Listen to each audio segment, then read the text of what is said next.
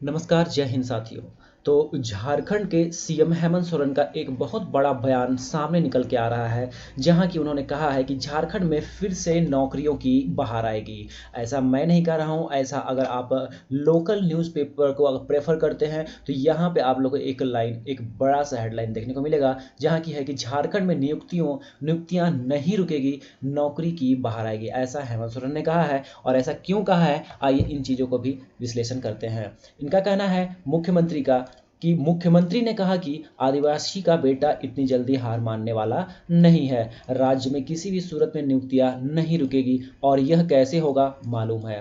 राज्य में नियुक्ति फिर से शुरू होगी और नौकरी की बहार आएगी। उन्होंने कहा कि केंद्र सरकार और भाजपा झारखंड सरकार को परेशान कर रही है। तो ऐसा इनका कहना है कि जो नौकरियां हैं वो नौकरियों की बाहर आने वाली है। बट दरअसल आपको मैं बता दूं कि अब तक तो बाहर आई नहीं है। जब से इनका कार्यकाल स्टार्ट हुआ है उसके बाद से इन्होंने भी जो जो वादा किया था नौकरी को लेकर के, फिलहाल अब तक तो एक भी वादा उनका पूरा फिलहाल तो होता नहीं दिखा है। और जितनी भी वैकेंसियां जेएसएससी की थी, नियोजन नीति के कारण जो है झारखंड के जो हाई कोर्ट है उसने उसे रद्द किया 16 दिसंबर को। उसके बाद से जेएसएससी की जितनी भी आगामी वैकेंसियां थी सभी लटक चुकी हैं।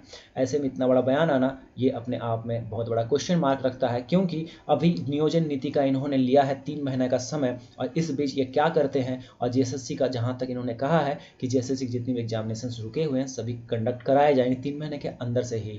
आगे देखिए क्या कहा है इन्होंने, कि कहा है सीएम हेमंत सोरेन रविवार को शहीद निर्मल महतो जयंती कार्यक्रम में शामिल हुए थे।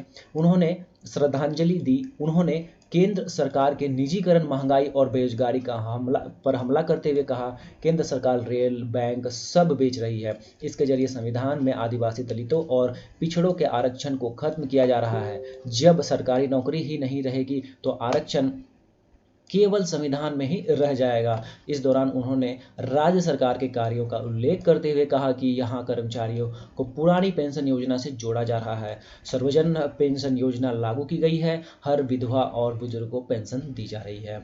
तो साथियों, यहाँ पे अब ये क्या होने वाला है आने वाला वक्त ही बताएगा। बट फिलहाल के लिए जितने भी अपडेट्स हैं आपको टाइम पे मैं प्रोवाइड करता जा रहा हूँ, चाहे तो नियोजन नीति से जुड़ा अपडेट्स हो, या फिर 1932 खतियान से जुड़ा मामला हो, या फिर जेएसएल से जुड़े जितने भी अपडेट्स हों, तो सभी अपडेट्स के लिए बने रहिएगा हमारे साथ। आपका बहुत बहुत धन्यवाद।